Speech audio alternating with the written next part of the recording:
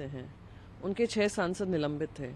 वो भी शायद उनकी इस बात से सहमत नहीं होंगे कि आप जिस तरीके से गैर संवैधानिक तरीके से हमारा निलंबन हुआ, आप कह रहे हैं कोऑपरेशन होना चाहिए ऐसी सरकार से जो सिर्फ कन्फ्रंटेशन पे आतुर रहती हो, जो अनडेमोक्रेटिक प्रोसेसेस फॉलो करती है और पार्लियामेंट्री डेमोक्रेसी को ही खत्म करते हो और हम लोग एनेबलर्स बने रहे हैं उसमें, तो मैं मानती हूँ ये एक कावर्डली अप्रोच है।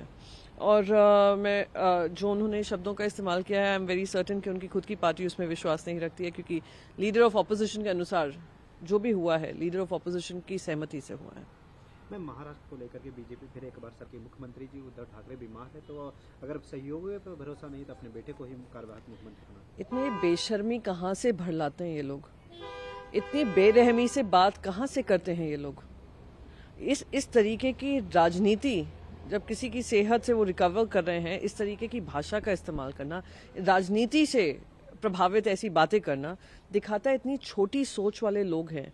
शुरुआत करी थी अमित शाह जी ने पुणे आकर, और उन्होंने इस तरीके की भाषा का इस्तेमाल किया था, और उनके सारे चेले चपाटे जो भारतीय जनता पार्टी महाराष्ट्र यूनिट के हैं वो उसी शब्दों का इस्तेमाल कर रहे हैं।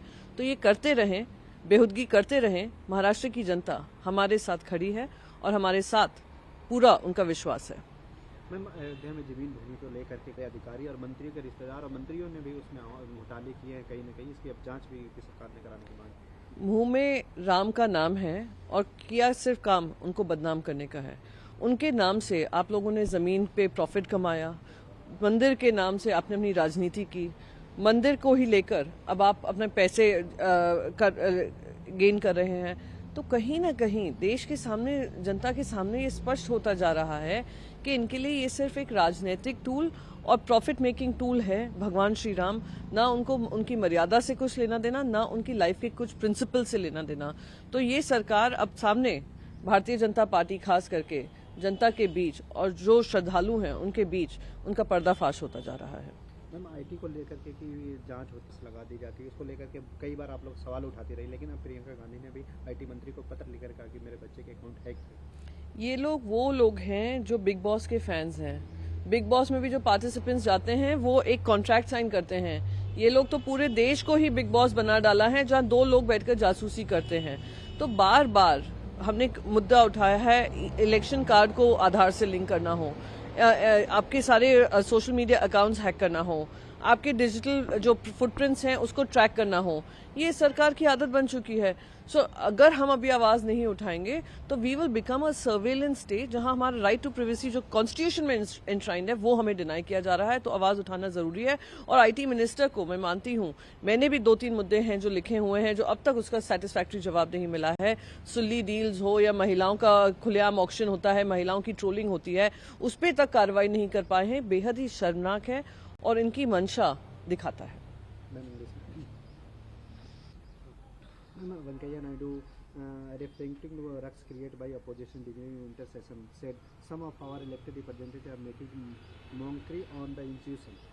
I think it is extremely important that before talking about creating more laws, they learn to respect the laws that exist. And as far as the laws that exist, the rules that under which we were suspended did not give you the authority or the right to be able to suspend us in the next session.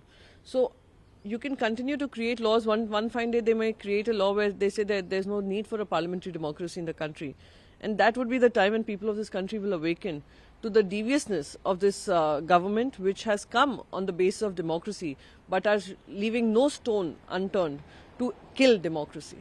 Sir also said that on parliament disruption, opposition conflict its own marginalization.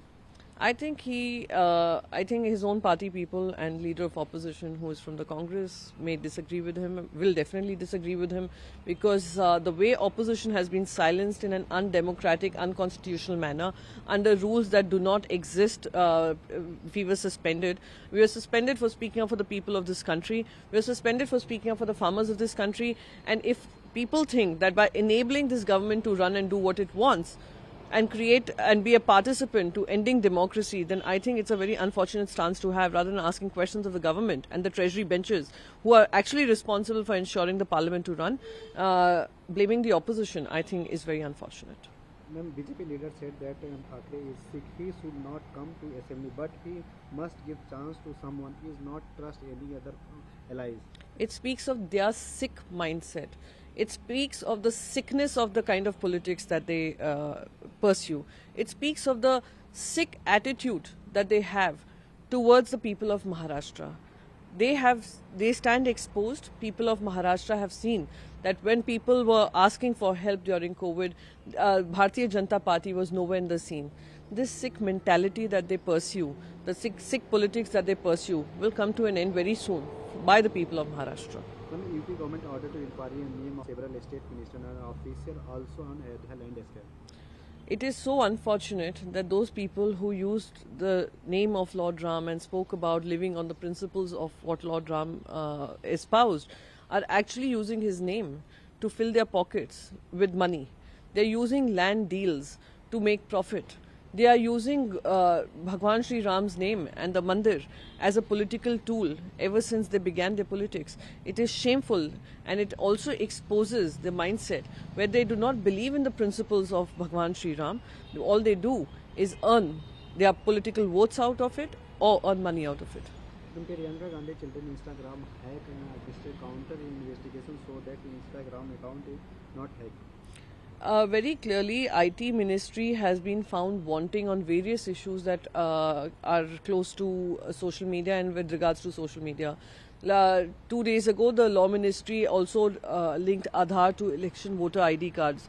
Very clearly, this is a government which has taken, I would say, inspiration from Big Boss, where even participants of Big Boss will sign a contract before getting in. Here, the country has not even been asked but are being surveilled. If we do not speak up, and if the IT minister does not speak up and investigate, we are heading towards a surveillance state where everyone can be hacked and everyone can be monitored. नमस्कार, मैं हूं मानक गुप्ता। अगर आपको हमारा ये video पसंद आया हो तो इसे लाइक और शेयर जरूर करें, और हां, हमें सब्सक्राइब और फॉलो करना ना भूलें ताकि आप देश और दुनिया की कोई खबर मिस ना करें। तो जुड़े रहिए हमारे साथ और देखते रहिए न्यूज़ 24।